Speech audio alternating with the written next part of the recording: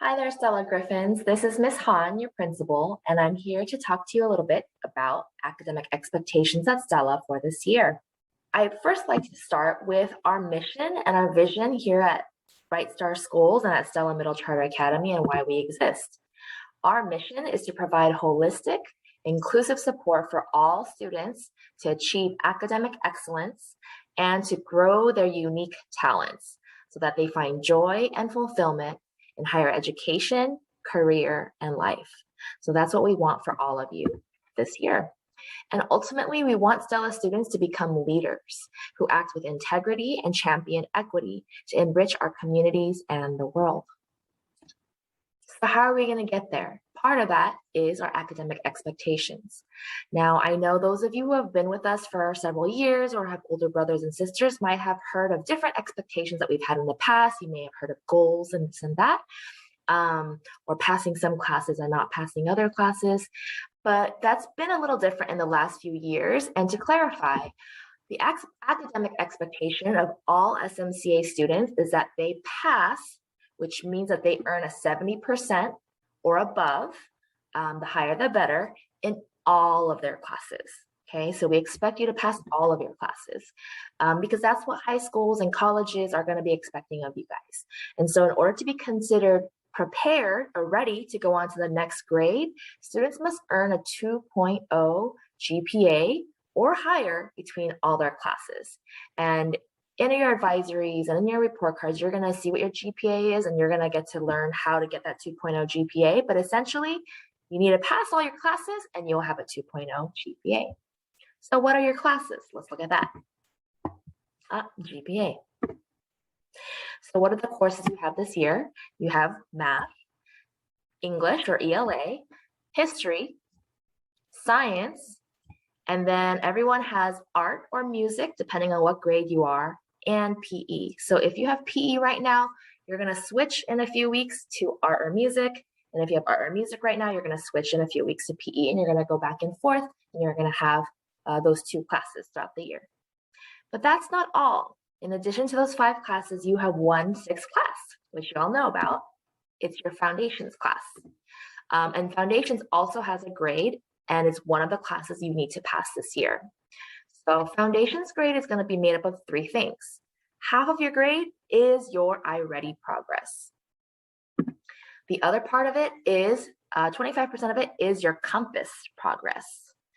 And the last piece of it, where are you, is 25% of it is your progress in advisory. And that includes in your advisory or in your foundations, your teachers asking you to do independent reading every time, which we will have some prizes and incentives for students who read a lot. But it's also your anti-bias lessons, your counselor workshops, and other advisory lessons your teacher might give you to really help you to be a successful scholar. So why are we doing foundations this year? You might be wondering, why do we have this class? So we call it foundations because a foundation of a building or a house is something that's really important for that house to be built. As you can see on the left, the foundations of these 2 buildings, a house and a building here, are solid, are good, so the building stands strong. Whereas on the right side over here, the foundation wasn't so great. And so even though the house might have looked fine, eventually after a few years, the house kind of crumbled because of the foundation. Now, the foundation is not something that you can see on the surface. It's below the ground, but it really affects the building. And that's what you guys are building in middle school. You're building your foundation so that you can have a successful high school, college, and adult life. So we want to make sure you build strong foundations. And so, especially coming out of the year year and a half we had in the pandemic, where we know that there was a lot of stresses, a lot of things happening, and a lot of school was different and not as much as we normally get.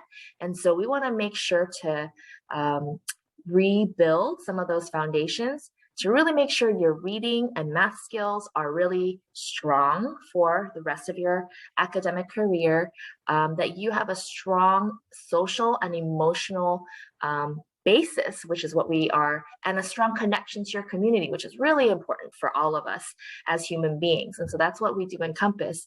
And then all the other things that are really important for you to be a leader and a successful scholar in advisory. Okay. And so to show you in a little bit more detail, when we look at your iReady grade, we're going to specifically be looking to see that every week you spend at least 45 minutes on your math and 45 minutes on your reading. And you're going to get to see the report, and your teachers will be able to get to see the report to see if you actually spent those 45 minutes or not. And that's going to be part of your grade. While you're in those 45 minutes, you need to make sure you're passing, which means you need to have a 70% or above, passing at least one math lesson and at least one reading lesson. Really, really important that you make that progress in iReady. And then advisory lessons, which are the anti-bias lessons, advisory lessons, counseling workshops, and then your Compass badges. There's 4 badges this year. You're going to have a little bit of time every week to complete it. And by the end, you're going to have 4 badges completed, and 2 of them you're going to be asked to present or share in front of your pride in circle. So I know you all have been working really, really hard on your iReady diagnostics, and I'm so proud of you for that. We're almost done with our entire school being done with the diagnostics. We are going to take the diagnostics 3 times this year. We just took the first one in the fall, we're taking it again in January, and then we're going to take it one last time at the end of the year. And what we really want to see is that you have grown. Wherever you are in the fall, it tells us where you're at. You're going to get some individual lessons that you're going to have time to work on every week, 45 minutes of each subject every week. And from there, we want to see you grow. When you take it in January, we want to see your score increase, and then again at the end of the year. And so we're going to have lots of prizes and incentives for you individually, as well as your homeroom. And even school-wide, some grand prizes for students who are working really hard in iReady to build those foundations. Okay, and so once you finish your diagnostic, you and your family are gonna get a report like this that tells you where you're at in reading and in math, and specifically by grade level. And so this little blue bar is gonna show you where you are and what your score is, and it's gonna tell you typically your typical growth goal, what you're stretching for, and what we expect is a typical amount of growth, as well as your stretch growth, where if you really want to push yourself, that's where we want to see you to grow. And then this dark green line is really where you need to get on grade level or above grade level. So we want to see you grow eventually to that level. And it's going to tell you specifically in different areas where you're really good already, where you're at grade level, or some of you even above grade level. And in some areas where you might be below grade level, you might be behind, maybe a little bit in 4th grade level or 3rd grade or even 2nd grade. And so if that's the case, those are the areas where you really want to focus on. And iReady is going to help you focus on so that you can grow and build those foundations. So I hope that helps explain the academic expectations that we have for you this year.